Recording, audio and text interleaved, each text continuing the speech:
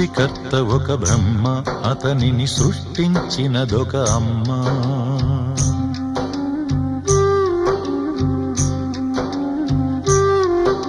సృష్టికర్త ఒక బ్రహ్మ, అతనిని సృష్టించినదొక అమ్మ.